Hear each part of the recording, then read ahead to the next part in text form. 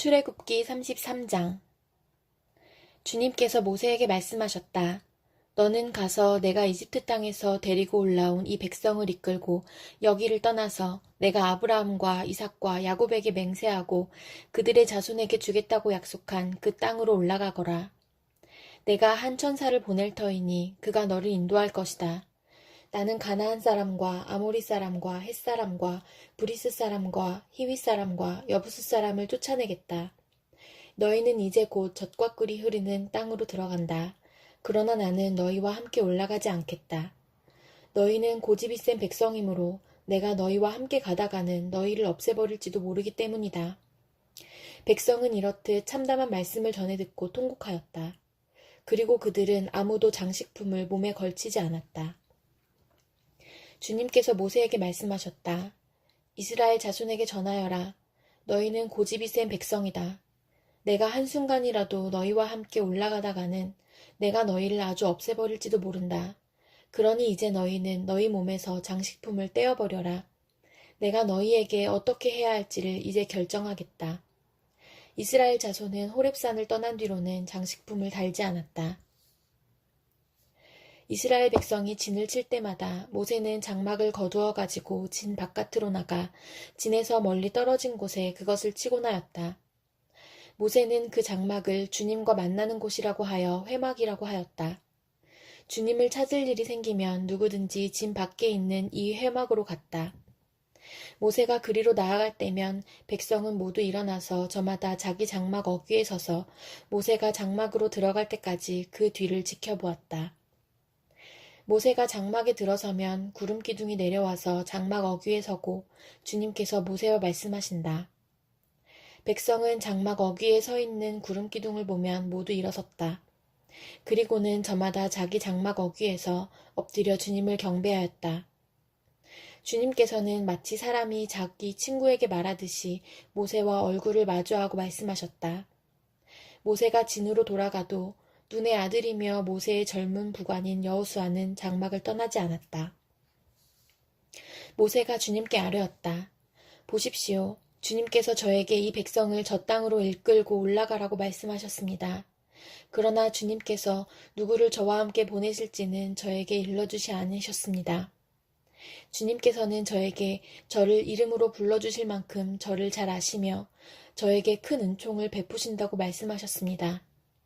그러시다면 제가 주님을 섬기며 계속하여 주님께 은총을 받을 수 있도록 부디 저에게 주님의 계획을 가르쳐 주십시오. 주님께서 이 백성을 주님의 백성으로 선택하셨음을 기억하시기 바랍니다. 주님께서 대답하셨다. 내가 친히 너와 함께 가겠다. 그리하여 내가 안전하게 하겠다. 모세가 주님께 아뢰었다. 주님께서 친히 우리와 함께 가지 않으시려면 우리를 이곳에서 떠나 올려 보내지 마십시오. 주님께서 우리와 함께 가지 않으시면 주님께서 주님의 백성이나 저를 좋아하신다는 것을 사람들이 어떻게 알 수 있겠습니까?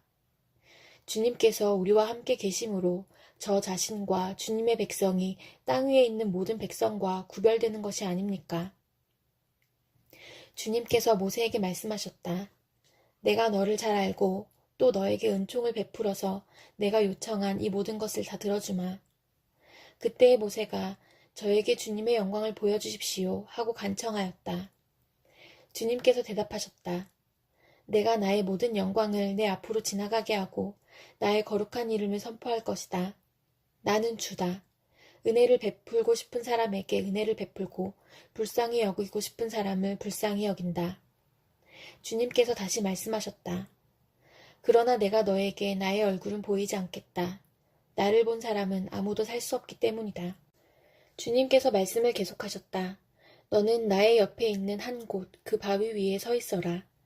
나의 영광이 지나갈 때에 내가 너를 바위 틈에 집어넣고 내가 다 지나갈 때까지 너를 나의 손바닥으로 가리워주겠다. 그 뒤에 내가 나의 손바닥을 거두리니 내가 나의 등을 볼 것이다. 그러나 나의 얼굴은 볼 수 없을 것이다. 요한복음 12장. 유월절 엿새 전에 예수께서 베다니에 가셨다. 그곳은 예수께서 죽은 사람 가운데에 살리신 나사로가 사는 곳이다. 거기서 예수를 위하여 잔치를 베풀었는데 마르다는 시중을 들고 있었고 나사로는 식탁에서 예수와 함께 음식을 먹고 있는 사람 가운데 끼어 있었다. 그때 마리아가 매우 값진 순나드 향유 한 근을 가져다가 예수의 발에 붓고 자기 머리털로 그 발을 닦았다. 온 집안에 향유 냄새가 가득 찼다. 예수의 제자 가운데 하나이며 장차 예수를 넘겨줄 가룟 유다가 말하였다. 이 향유를 300데나리온에 팔아서 가난한 사람들에게 주지 않고 왜 이렇게 낭비하는가? 그가 이렇게 말한 것은 가난한 사람을 생각해서가 아니다. 그는 도둑이어서 돈자루를 맡아 가지고 있으면서 거기에 든 것을 훔쳐내곤 하였기 때문이다. 예수께서 말씀하셨다. 그대로 두어라. 그는 나의 장산날에 쓰려고 간직한 것을 쓴 것이다. 가난한 사람들은 언제나 너희와 함께 있지만 나는 언제나 너희와 함께 있는 것이 아니다. 유대 사람들이 예수가 거기에 계신다는 것을 알고 크게 떼를 지어 몰려왔다.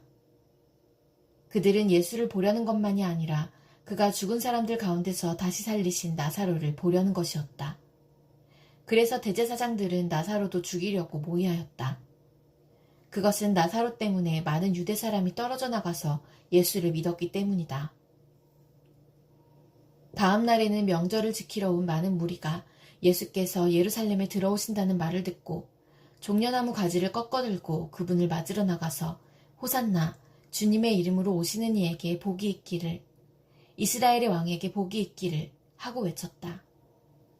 예수께서 어린 나귀를 보시고 그 위에 올라타셨다. 그것은 이렇게 기록한 성경 말씀과 같았다. 시온에 따라 두려워하지 말아라.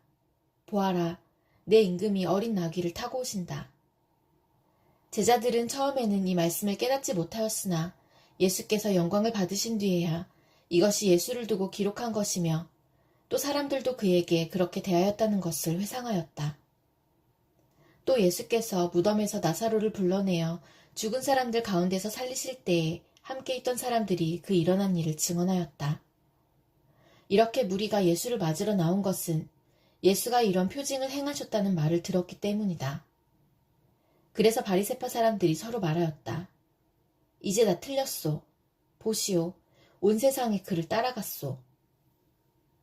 명절에 예배하러 올라온 사람들 가운데 그리스 사람이 몇 있었는데 그들은 갈릴리 베세다 출신 빌립에게로 가서 청하였다. 선생님, 우리가 예수를 뵙고 싶습니다. 빌립은 안드레에게로 가서 말하고 안드레와 빌립은 예수께 그 말을 전하였다. 예수께서 그들에게 대답하셨다. 인자가 영광을 받을 때가 왔다. 내가 진정으로 너희에게 말한다. 밀알 하나가 땅에 떨어져서 죽지 않으면 한 알 그대로 있고 죽으면 열매를 많이 맺는다. 자기의 목숨을 사랑하는 사람은 잃을 것이요. 이 세상에서 자기의 목숨을 미워하는 사람은 영생에 이르도록 그 목숨을 보존할 것이다. 나를 섬기려고 하는 사람은 누구든지 나를 따라오너라. 내가 있는 곳에는 나를 섬기는 사람도 나와 함께 있을 것이다. 누구든지 나를 섬기면 내 아버지께서 그를 높여주실 것이다. 지금 내 마음이 괴로우니 무슨 말을 하여야 할까? 아버지, 이 시간을 벗어나게 하여 주십시오. 하고 말할까? 아니다. 나는 바로 이 일 때문에 이 때에 왔다. 아버지, 아버지의 이름을 영광스럽게 드러내십시오. 그때 하늘에서 소리가 들려왔다. 내가 이미 영광되게 하였고 앞으로도 영광되게 하겠다. 거기에 서서 듣고 있던 무리 가운데서 더러는 천둥이 울렸다고 하고 또 더러는 천사가 그에게 말하였다고 하였다. 예수께서 대답하셨다. 이 소리가 난 것은 나를 위해서가 아니라 너희를 위해서이다. 지금은 이 세상이 심판을 받을 때이다. 이제는 이 세상의 통치자가 쫓겨날 것이다. 내가 땅에서 들려서 올라갈 때에 나는 모든 사람을 내게로 이끌어올 것이다. 이것은 예수께서 자기가 당하실 죽음이 어떠한 것인지를 암시하려고 하신 말씀이다. 그때의 무리가 예수께 말하였다. 우리는 율법에서 그리스도는 영원히 살아계시다는 것을 배웠습니다. 그런데 어떻게 당신은 인자가 들려야 한다고 말씀하십니까? 인자가 누구입니까? 예수께서 그들에게 대답하셨다. 아직 얼마 동안은 빛이 너희 가운데 있을 것이다. 빛이 있는 동안에 걸어다녀라. 어둠이 너희를 이기지 못하게 하여라. 어둠 속을 다니는 사람은 자기가 어디로 가는지를 모른다. 빛이 있는 동안에 너희는 그 빛을 믿어서 빛의 자녀가 되어라. 이 말씀을 하신 뒤에 예수께서는 그들을 떠나서 몸을 숨기셨다. 예수께서 그렇게 많은 표징을 그들 앞에 행하셨으나 그들은 예수를 믿지 아니하였다. 그리하여 예언자 이사야가 한 말이 이루어졌다. 주님, 우리가 전한 것을 누가 믿었으며 주님의 팔이 누구에게 나타났습니까? 그들이 믿을 수 없었던 까닭을 이사야가 또 이렇게 말하였다. 주님께서 그들의 눈을 멀게 하시고 그들의 마음을 무디게 하셨다. 그것은 그들이 눈이 있어도 보지 못하게 하고 마음으로 깨달아서 돌아서지 못하게 하여 나에게 고침을 받지 못하게 하려는 것이다. 이사야가 이렇게 말한 것은 그가 예수의 영광을 보았기 때문이다. 이 말은 그가 예수를 가리켜서 한 것이다. 지도자 가운데서도 예수를 믿는 사람이 많이 생겼으나 그들은 바리새파 사람들 때문에 믿는다는 사실을 드러내지는 못하였다. 그것은 그들이 회당에서 쫓겨날까봐 두려워하였기 때문이다. 그들은 하나님의 영광보다도 사람의 영광을 더 사랑하였다. 예수께서 큰 소리로 말씀하셨다. 나를 믿는 사람은 나를 믿는 것이 아니라 나를 보내신 분을 믿는 것이요. 나를 보는 사람은 나를 보내신 분을 보는 것이다. 나는 빛으로서 세상에 왔다. 그것은 나를 믿는 사람은 아무도 어둠 속에 머무르지 않도록 하려는 것이다. 어떤 사람이 내 말을 듣고서 그것을 지키지 않는다 하더라도 나는 그를 심판하지 아니한다. 나는 세상을 심판하러 온 것이 아니라 구원하러 왔다. 나를 배척하고 내 말을 받아들이지 않는 사람을 심판하시는 분이 따로 계시다. 내가 말한 바로 이 말이 마지막 날에 그를 심판할 것이다. 나는 내 마음대로 말한 것이 아니다. 나를 보내신 아버지께서 내가 무엇을 말해야 하고 또 무엇을 이야기해야 하는가를 친히 나에게 명령해 주셨다.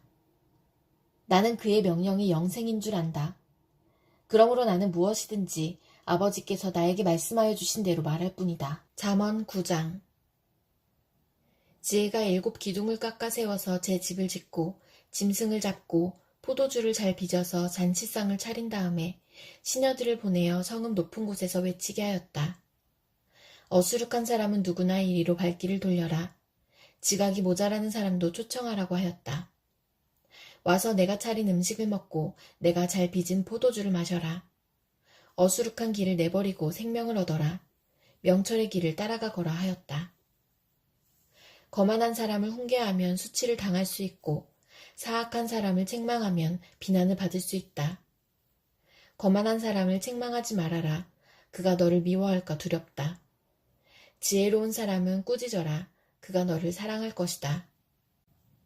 지혜로운 사람은 훈계를 할수록 더욱 지혜로워지고 의로운 사람은 가르칠수록 학식이 더할 것이다. 주님을 경외하는 것이 지혜의 근본이요 거룩하신 이를 아는 것이 슬기의 근본이다. 나 지혜로 말미암아 내가 오래 살 것이요 내 수명도 길어질 것이다. 내가 지혜로우면 그 지혜가 내게 유익하지만 내가 거만하면 그 거만이 너만 해롭게 할 것이다. 어리석은 여자는 수다스럽다. 지각이 없으니 아는 것이 아무것도 없다.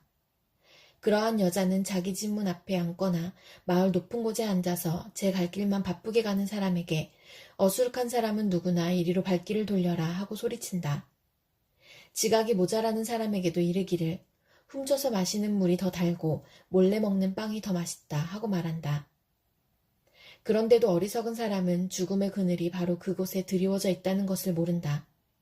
그 여자를 찾아온 사람마다 이미 스올의 깊은 곳에 가 있다는 것을 그 어리석은 사람은 알지 못한다. 에베소서 2장. 여러분도 전에는 허물과 죄로 죽었던 사람들입니다. 그때 여러분은 허물과 죄 가운데서 이 세상의 풍조를 따라 살고 공중의 권세를 잡은 통치자, 곧 지금 불순종의 자식들 가운데서 작용하는 영을 따라 살았습니다. 우리도 모두 전에는 그들 가운데에서 육신의 정욕대로 살고 육신과 마음이 원하는 대로 행했으며 나머지 사람들과 마찬가지로 날 때부터 진노의 자식이었습니다. 그러나 하나님은 자비가 넘치는 분이셔서 우리를 사랑하신 그 크신 사랑으로 말미암아 범죄로 죽은 우리를 그리스도와 함께 살려주셨습니다. 여러분은 은혜로 구원을 얻었습니다. 하나님께서 그리스도 예수 안에서 우리를 그분과 함께 살리시고 하늘에 함께 앉게 하셨습니다. 그것은 하나님께서 그리스도 예수 안에서 우리에게 자비로 베풀어 주신 그 은혜가 얼마나 풍성한지를 장차 올 모든 세대에게 드러내 보이시기 위함입니다. 여러분은 믿음을 통하여 은혜로 구원을 얻었습니다. 이것은 여러분에게서 난 것이 아니요 하나님의 선물입니다. 행위에서 난 것이 아닙니다. 그러므로 아무도 자랑할 수 없습니다. 우리는 하나님의 작품입니다. 선한 일을 하게 하시려고 하나님께서 그리스도 예수 안에서 우리를 만드셨습니다. 하나님께서 이렇게 미리 준비하신 것은 우리가 선한 일을 하며 살아가게 하시려는 것입니다. 그러므로 여러분은 지난날의 육신으로는 이방 사람이었다는 사실을 명심하십시오. 손으로 육체에 행한 할례를 받은 사람이라고 뽐내는 이른바 할례자들에게 여러분은 무할례자들이라고 불리며 따돌림을 당했습니다. 그때의 여러분은 그리스도와 상관이 없었고 이스라엘 공동체에서 제외되어서 약속의 언약과 무관한 외인으로서 세상에서 아무 소망이 없이 하나님도 없이 살았습니다. 여러분이 전에는 하나님에게서 멀리 떨어져 있었는데 이제는 그리스도 예수 안에서 그분의 피로 하나님께 가까워졌습니다. 그리스도는 우리의 평화이십니다. 그리스도께서는 유대 사람과 이방 사람이 양쪽으로 갈라져 있는 것을 하나로 만드신 분이십니다. 그분은 유대 사람과 이방 사람 사이를 가르는 담을 자기 몸으로 허무셔서 원수된 것을 없애시고 여러 가지 조문으로 된 계명의 율법을 폐하셨습니다. 그분은 이 둘을 자기 안에서 하나의 새 사람으로 만들어서 평화를 이루시고 원수된 것을 십자가로 소멸하시고 이 둘을 한 몸으로 만드셔서 하나님과 화해시키셨습니다. 그분은 오셔서 멀리 떨어져 있는 여러분에게 평화를 전하셨으며 가까이 있는 사람들에게도 평화를 전하셨습니다. 이방 사람과 유대 사람 양쪽 모두 그리스도를 통하여 한 성령 안에서 아버지께 나아가게 되었습니다. 그러므로 이제부터 여러분은 외국 사람이나 나그네가 아니요 성도들과 함께 시민이며 하나님의 가족입니다. 여러분은 사도들과 예언자들이 놓은 기초 위에 세워진 건물이며 그리스도 예수가 그 모퉁이 돌이 되십니다. 그리스도 안에서 건물 전체가 서로 연결되어서 주님 안에서 자라서 성전이 됩니다. 그리스도 안에서 여러분도 함께 세워져서 하나님이 성령으로 거하실 처소가 됩니다.